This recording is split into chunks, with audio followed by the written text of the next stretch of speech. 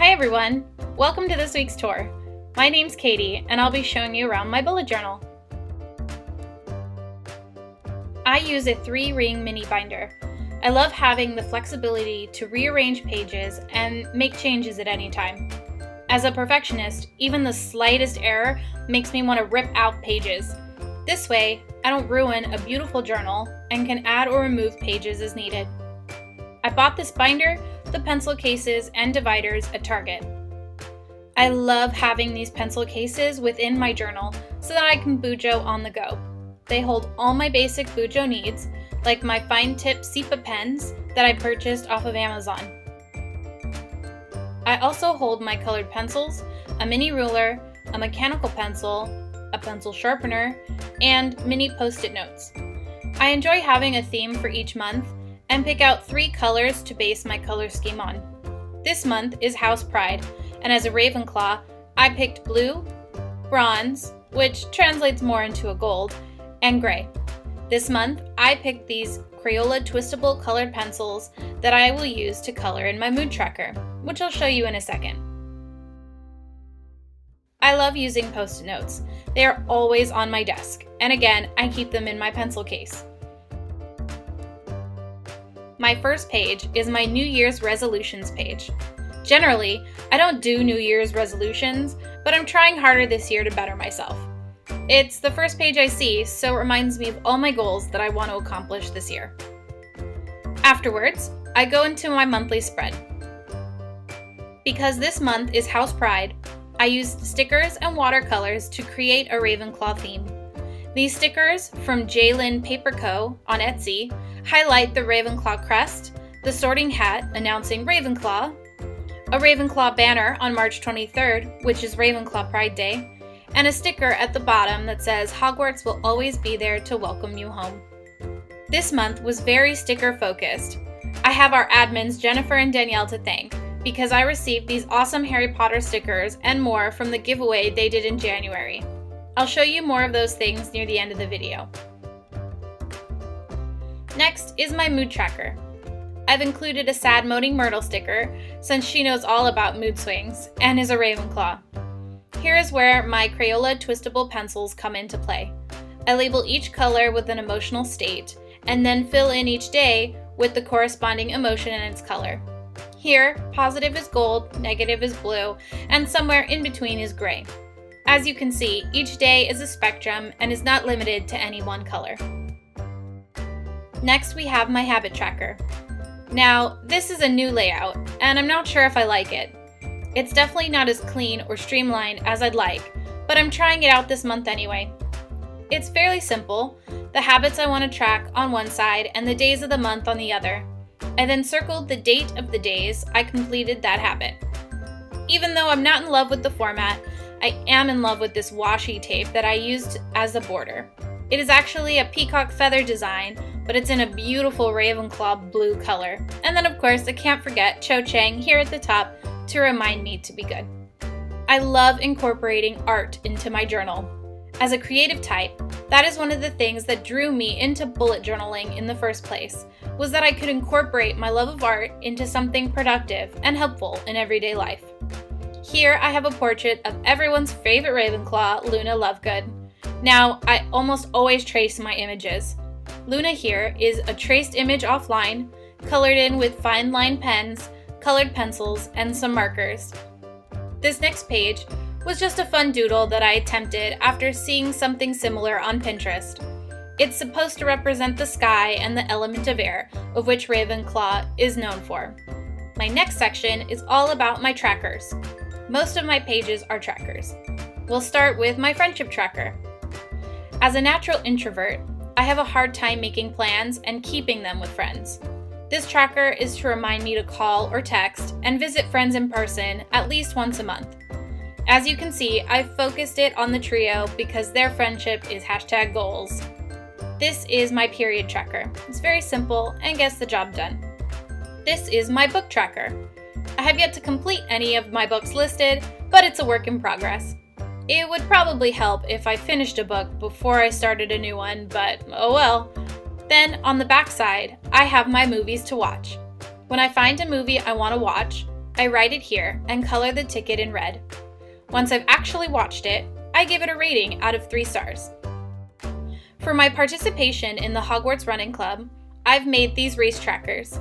I have an awfully bad habit of purchasing medals for virtual races and then not actually running the race, so this is to keep me accountable for all those medals. As you can see, I still have 2 other medals to earn, but I'm currently working on my Nargle 9K. This is my 30 before 30 list. It's basically a mini bucket list that I'm hoping to complete before my 30th birthday. I still have a little over 2 years to complete it, but having a tangible list helps keep me focused. It has both big and little challenges for me to face. Big things like travel to another country, and small things like writing a short story. Then I have my page where I keep my pen pal addresses. At the bottom, I have my little owl sitting quaintly on his mailbox waiting to send the next letter. This page is pretty personal. I'm sure you can guess what it's for. Next! Here's a list of future page ideas that I want to create. For example, an emergency car kit checklist or an evacuation plan. Actually, I took care of my Baymax self-care spread recently, so I'll go ahead and mark it off and cross it out. Behind my lists for lists are pages that aren't needed for everyday use, but are nice to have. This is my lunar tracker. I like to see if my mood is influenced by the moon. If I'm feeling particularly ornery, I like to see if maybe the moon had something to do with it. Then we've got my Baymax self-care page. I lost my brother back in 2016, and Baymax and Big Hero 6 really connected with me about grief and the loss of a sibling in a way only Disney could. So now, Baymax is my personal healthcare companion when it comes to my mental health. At the end of this video, there'll be a quick time lapse of how I brought this page to life. On the other side, I have a reminder that it's okay to cry and that grief is normal. Next, I have my finances. This page is titled, "Where Did My Pay Go?" At the end of each month, I go through my transaction history and break down my spending habits. I sort them into categories and then find out what percentage of my income went to which categories. This reflection on my finances helps me cut down on unnecessary spending and shows me where I can save. One thing I love about these dividers is that some of them come with pockets. I can keep stickers, loose pages, or anything else that I need in them. Then, at the very end of my journal, I like to keep all my old pages. I enjoy holding onto art from previous months, and looking back at old pages helps me learn what works for me and what doesn't. Thanks for watching this month's tour. If you're interested in what supplies I use, keep watching, and I'll go over them quickly. At the very end, I will have a short time lapse of my Baymax page being created. Thanks again! Here are some of the supplies I use on a regular basis. Now, again, I want to give a big shout out to our admins, Jennifer and Danielle, and say thank you, because a lot of the supplies I'm about to show you are from their giveaway. Let's start with a protractor and a handful of stencils. I like to keep them in the envelopes they came in, since it makes it very neat and organized. In my other envelope, I keep all my stickers. I have quite a lot of stickers, so I won't spend a lot of time on them. Next, we have this amazing organizer that Jennifer and Danielle sent me. This thing is crazy. It has zippered pouches and elastic for holding pens. It works better for smaller pens, like these fine tip Stabilo pens. These pens are great and almost never bleed.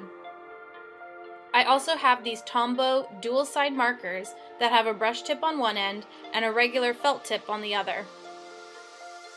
Another amazing thing about this organizer is that you can take out the pen holders depending on your needs.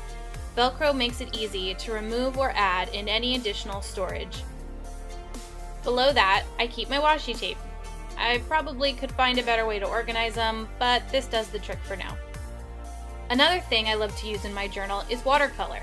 I use the darker yellow to help age my March spread and make it look like old parchment. I also frequently use colored pencils to color in most of my character art. I'm an Ipsy subscriber, and every month they send me a cute little bag full of makeup samples. I repurposed those bags to hold all of my pens. This black bag is for Sharpies, the sunset bag is for gel pens, and the silver bag is for any other additional markers. I also have this cool highlighter bag where I like to keep my highlighters. Finally, I should probably talk about what type of paper I use. I received this art book from a coworker, and it doesn't have a brand on it, but I'm sure any art journal would do. The paper is thicker than other types you might usually find in a bujo, so I almost never have ghosting. It's easy to tear out with the perforated pages, and I use a divider as a guide to make sure all my holes line up. I then use a one-hole punch to make my holes and cut off any excess paper. And now it's ready to be used.